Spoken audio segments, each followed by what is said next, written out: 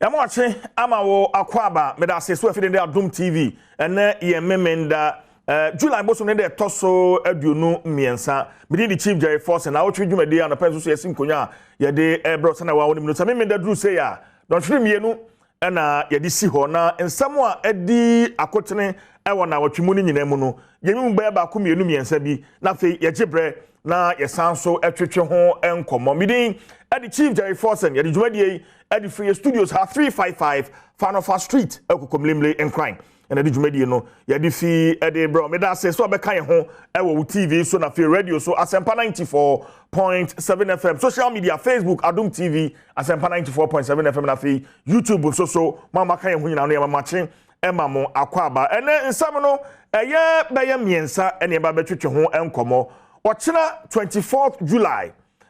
infiedu pepepe yebekaya 24 July 2012 and for the very first time sitting president then the late Professor John Evans Atamils Nyankopon etonsa ede frɛ no infiedu echi yeba bedi nin kaida ana beye osomsronko ede amano nyame adoma ochina na asam no ho akoye ho kakra enkenkane anamo a Coastal Development Authority ena afei the Atamils Institute womo etu yese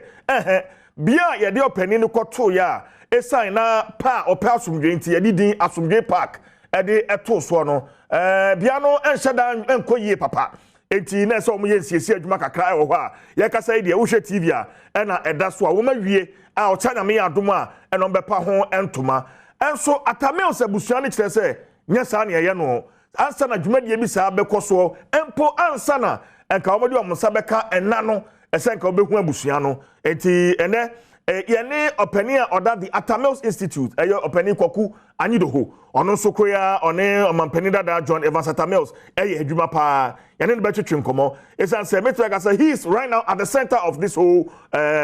issue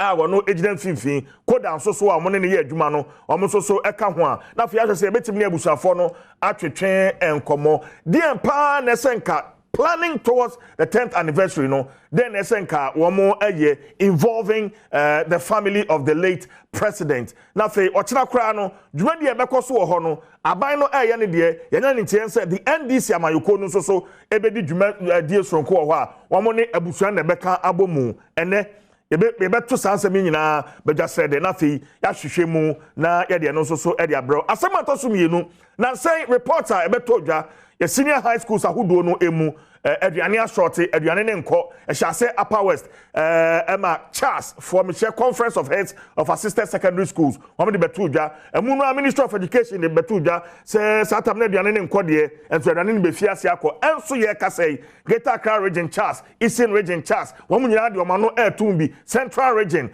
Charles wo mu nyina de ma no atum bi aduane no ani ho ise na akọba kora ne se wo yakora na wo kwadan ne na ese wa odi wasikyire ediko kokodi tomra ne neke ka no de obenya bi enso wasikyire pa de asikyire de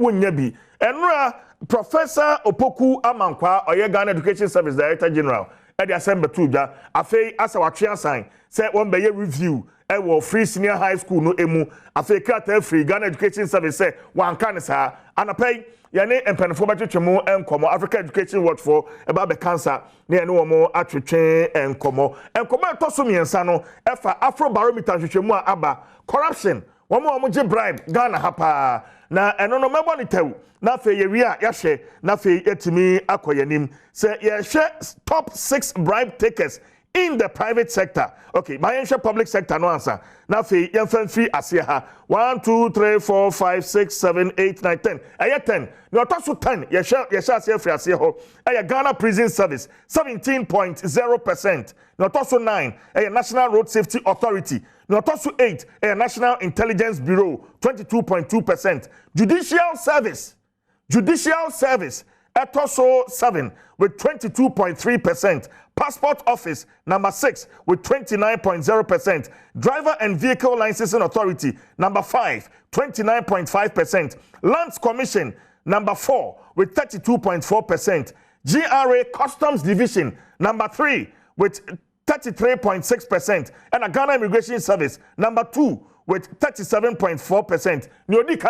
Nyodi Ghana Police Service 53.2%. And you show me etaba enso so yenhunu enche obia entwena so to serve as a deterrent. And apay yani pedfo badwetwe nkomo. Moving forward, how do we treat some of these findings? Say Ebeto Abontina, my name is Solid Production Team, Rua AC Ohene, Eda na Kwasinsia, Mauli, and my technical team, I won't boy children. And apay so 2 hours. Yade esi anima yade sadwuma di yade so mo Facebook no odo comment ne eto hono ma yabegebre na fe yakenkan de ama midin the Chief Jerry Forson obetumi afrem CJ na wotwe dwuma di esu ni ya mo ache ama wakwa aba